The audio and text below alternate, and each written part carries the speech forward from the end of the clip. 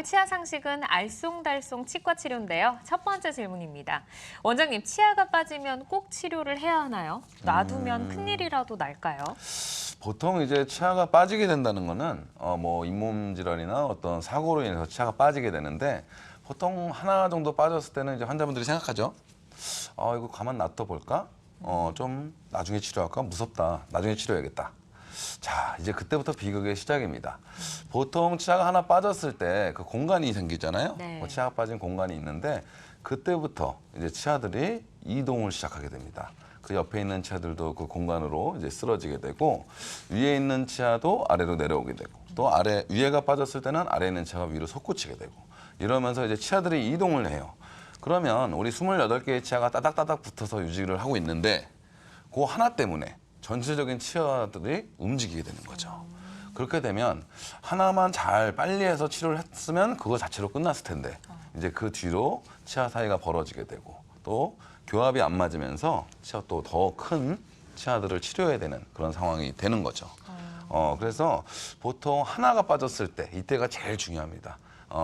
처음 치아 뽑을 때 충격도 좀 받으실 테고 좀 마음에 상처가 있겠죠. 자기 치아를 이제 처음으로 치아를 뽑았다. 사랑 리드가 아닌 치아를 뽑았다 했을 때는 그 치아를 최대한 빨리 복원하는 게 나머지 치아들한테 좋은 일을 해주는 거고 더 다음에 치아를 발치할 수 있는 확률을 낮춘다는 거 꼭 기억해 주셨으면 좋겠습니다. 네, 원장님 말씀처럼 네. 치아가 한 개 빠졌을 때 이때가 중요하다고 했으니까 이때 꼭 시기를 놓치지 마시고 잘 대응하시기를 바라겠습니다. 네, 근데 그렇다고 또 여러 개 빠졌다고 안 되면 더 안 되고요. 여러 개 빨리빨리 빠졌을 가야겠네요. 때 더 빨리 가셔야겠죠. 네. 네.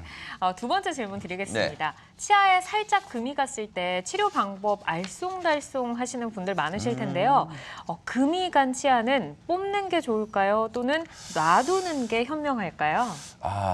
이걸 먼저 설명을 드리기 전에 정답을 말씀드리면 저는 이제 세모. 세모?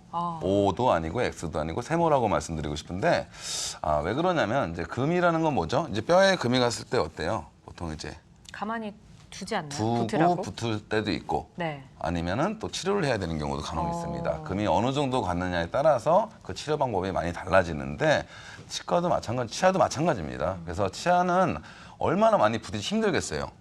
밥 먹을 때 부딪히죠, 말할 때 부딪히죠, 잘 때 이 가는 사람들은 밤새 부딪히죠, 뭐 이러니까 이 치아들은 사실 40세가 넘어가면서부터는 모든 사람이 금이 가 있어요. 정말요? 예, 거의 모드신 분들이 아무리 단단한 치아더라도 금은 갑니다.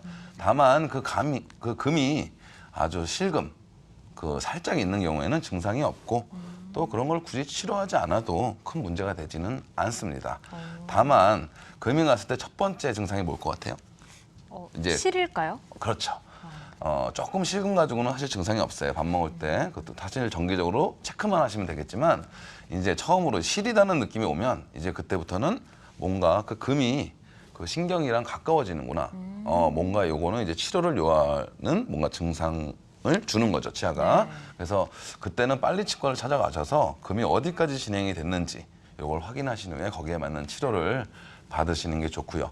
그걸 또 방치하시면 어떻게 되냐면 치아가 이제 신경까지 진행이 되면 그 무서운 치통, 5대 고통이라는 그 치통이 본맛을 보시게 될 수 있을 겁니다. 그래서 5대 고통. 5대 고통 중에 하나. 치통은 진통제 열알 먹어도 안 돼요. 네, 특히나 신경에 관련된 통증은 네. 정말 경험해 보신 분들, 이 시청자분들 너무도 많이 아시겠지만 살 수 없습니다. 빨리 뭔가 시리거나 그 전조 증상이 있을 때 그때 치과를 찾아서 그걸 빨리 해결하셔야 되고요. 또 금이 간 거에 대해서 제일 중요한 거는 또 우리나라 한국 사람들이 제일 많거든요. 금이. 왜 그러겠어요? 딱딱한 음식을 많이 먹나요? 김치? 그쵸. 질긴 음식? 질긴 음식. 동양인들, 특히나 한국인들은 그 깍두기보다 더 사실 어려운 게 김치입니다. 김치 먹는 음식들은 치아가 튼튼해야 돼요. 김치는 찢은 데다가 또 그거를 여러 번 갈아서 먹어야 되는 음식입니다. 그래서 김치 같은 걸 먹는 음식은 한국인들은 아주 치아에 금이 갈 확률이 아주 높겠죠. 그래서 그 금에 대한 상식 이 정도는 꼭 알고 계셔야 될 것 같고 네. 신경까지 가기 전에 반드시 정기적인 체크가 제일 중요하다는 거 기억해 주셨으면 좋겠습니다. 네. 김치를 또 맛있게 오래오래 씹기 위해서 또 맛보기 그렇죠. 위해서는 금간 치아를 관리를 잘 하셔야 될 것 같습니다. 김치 안 먹고 어떻게 살아요? 그러니까요. 알쏭달쏭 치과 치료 마지막 질문은 바로 이겁니다. 네. 아프지 않은 충치도 치료가 반드시 필요할까요? 라는 질문인데 예. 저도 궁금해요. 아프지 그쵸. 않은 충치 바로 치료를 하러 가야 될까요? 그렇죠. 이거 사실 환자분들도 궁금하겠지만 저희 치과 의사들도 사실 되게 고민의 순간이 많아요. 이걸 이제 치료를 해야 되나 말아야 되나 요거에 대한 기준이 또 다 치과 의사분들마다 틀릴 거고 어느 정도 선에서 그걸 자기화 시켜야 치료하는데 큰 문제가 없을 거라 생각 드는데 일단 충치가 생기는 거는 3단계예요. 보통 크게 하면 1단계, 2단계, 3단계라고 볼 수 있는데 네. 보통 1단계라는 게 이제 치아 보면 이제 까만 선 같은 거 좀 보이죠? 네. 까만 선 같은 거 보일 때가 이제 1단계. 1단계예요. 근데 문제는 정지성 우식이라고 해서 그 까만 게 사실 10몇 살 때 생겼는데 50살 돼도 까만 게 그대로 있는 경우가 있어요. 더 커지지도 않고요. 우식. 그러니까 그대로 있는 거예요. 그래서 그런 정지성 우식이 있기 때문에 그런 까맣다고 해서 무조건 치료가 들어가는 것은 사실 옳지 않은 것 같습니다. 다만 이 정지성 우식에서 진행성 우식으로 바뀔 수가 있기 때문에 치료해야 되는 안 해야의 차이는 정기적으로 치과를 잘 방문하실 수 있느냐 없느냐.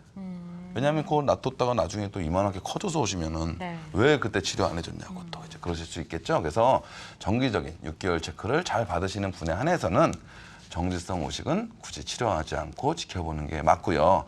자, 그 다음에 이제 진행성 우식인데 진행성 우식의 색깔 되게 무섭습니다. 제일 무서운 건 뭐냐면 음식물 끼는 거 많죠. 음식물 끼시는 분들 많죠. 그런 분들 사이에 끼는 거 있죠. 네. 치아와 치아 사이. 여기는 사실 저희도 사진을 찍지 않으면 못 보는 경우가 많습니다. 그래서 음식물이 자주 낀다. 거기 그런 부분은 꼭 치과 와서 엑스레이 사진을 찍어봐야 거기에 충치가 있는지 확인이 되고요. 거기가 충치가 있는 게 확인됐다.